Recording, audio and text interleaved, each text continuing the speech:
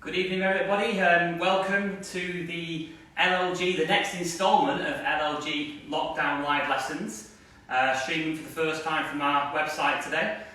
So really chuffed to start the live feed off again, these live lessons. So while waiting for other people to join the feed, if you're new to the sessions, I ran these sessions early in the year during Lockdown 1. I think we did 12 lessons, had about 18,000 views. And since coming back to coaching in the summer, it was great to hear the feedback on how it helped people's game through obviously a difficult period. So we're going to kick-start these sessions again. Got some fresh content for everyone. So hopefully you'll all be able to keep the games going while you're at home, keep active, that's the main thing. And also through our new website as well. So we're really pleased to welcome some new digital members. So we recently launched our new digital membership, which is free. You can reach women from all over the country to sign up to experience LLG digitally until we bring a centre nearer to them in the future. So welcome to all the new members if this is the first time you're joining us. Currently we have a few centres in the UK, but no matter where you're in the country, you can join in with these live lessons by subscribing to the site for free. Masters Week as well this week, so plenty of golf on the TV. So this is a perfect time just to go through some pointers, improve the game, and I've really thought about some drills we can do around the house, which I think is the most important thing. So we'll keep the games going throughout this next few weeks, and hopefully, fingers crossed, we're back to golf in December. So tonight's live lesson, we call it the viewer's choice. So all week we've been asking the women to contact in through Facebook, the website, what you want to work on in your game, how it can help you with drills around the home. So tonight we've got 3 women. I've chosen 3 women. Thank you to everyone who responded as well. I will cover your topics in future weeks as well. But I thought these 3 go quite well and give you a good overview on various parts of the game to improve. So tonight we've got Catherine Wilson from the Midlands, member of Brockton. Thank you, Catherine, for your tip. We'll come on to that first. Next we've got Helen up in Durham. So Helen, nice to meet you. Thank you for sending your suggestion in as well. And we've got Carla as well, who's suggested how to get more power with the drive. We'll come on to that last. I'll build up to that one, so I'll get some save some energy for that last tip.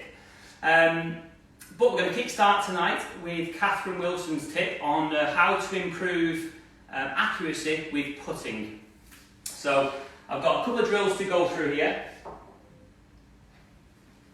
Do these at home as well, all around the house, on the carpet. I've got a nice putting mat here, which has been really great to practice at home, but if you've just got a carpet, that's absolutely fine as well.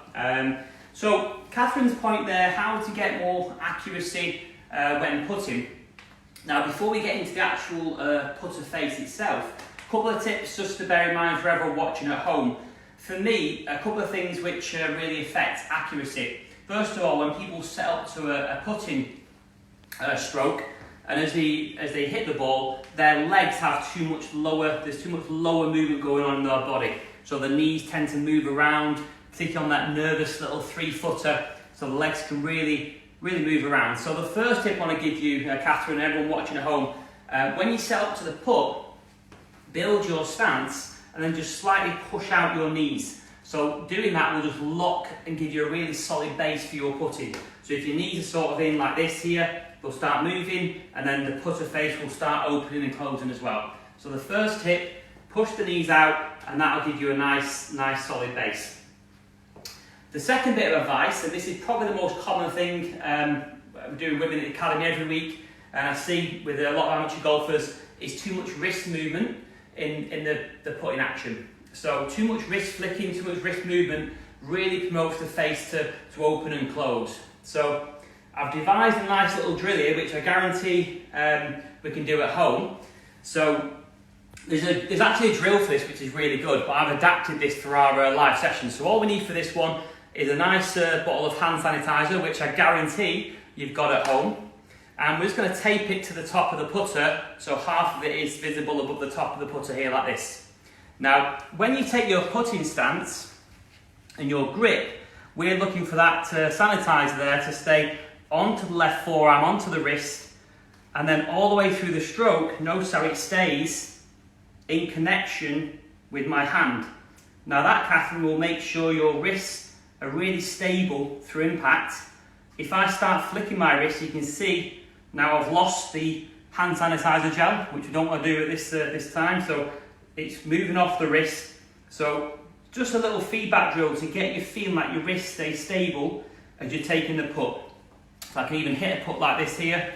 So just getting the hand sanitizer on the left wrist, back and through, and just get that nice roll to the end there. Nice little backstop on my putting green as well, which always helps.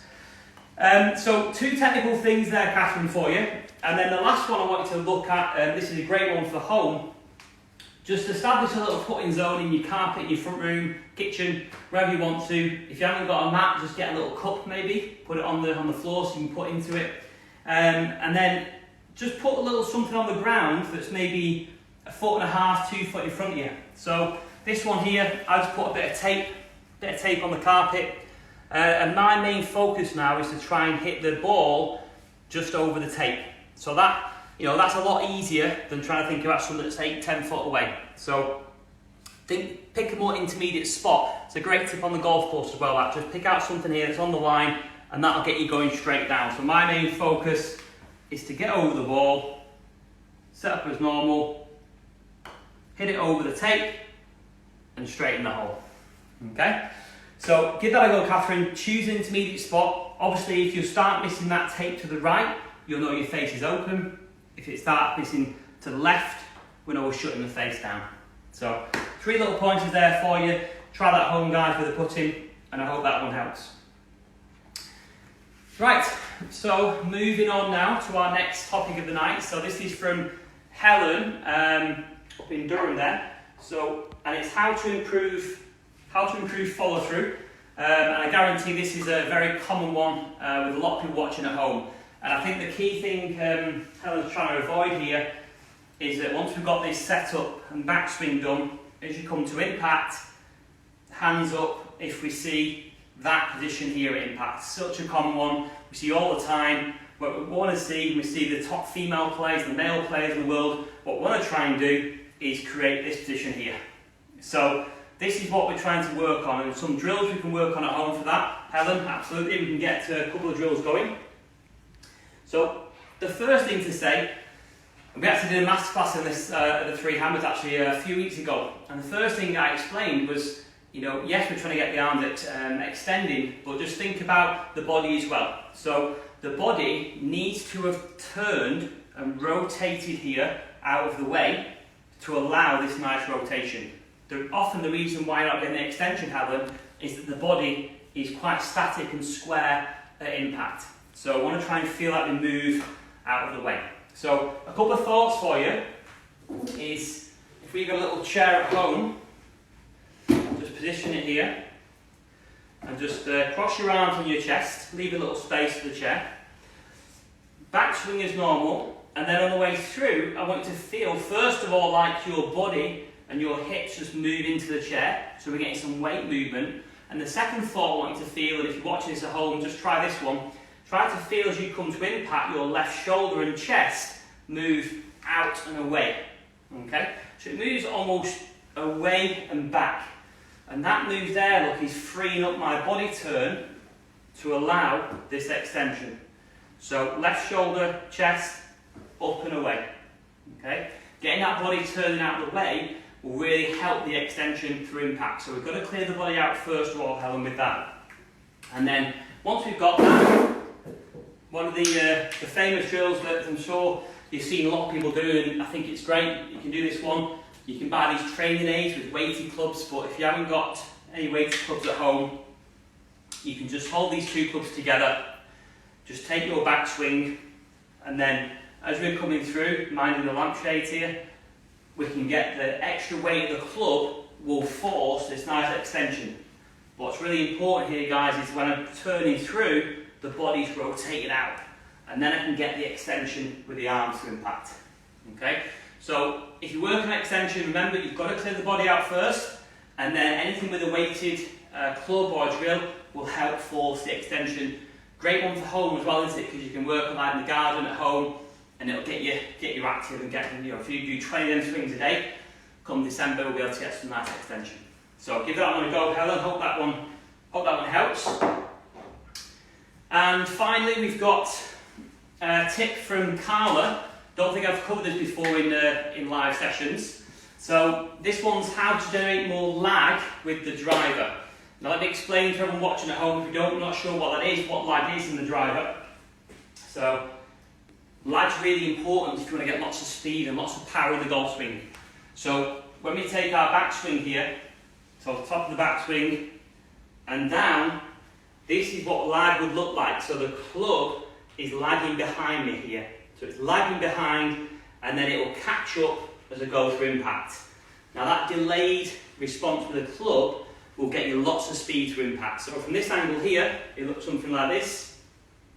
Turning through, lots of lag, and then it can extend. So it's very similar to the point I was making with the Helen. Just notice how my body is moving out of the way here.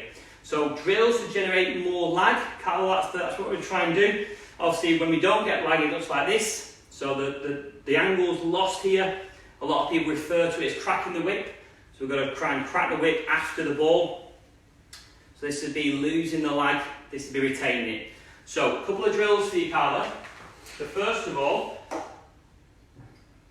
I would like to start with the body because the body's the engine in the golf swing and that's what's dictating the swing. So the first drill I want you to work on is feet together, arms across your chest, rotate through the backswing, step, and then turn through.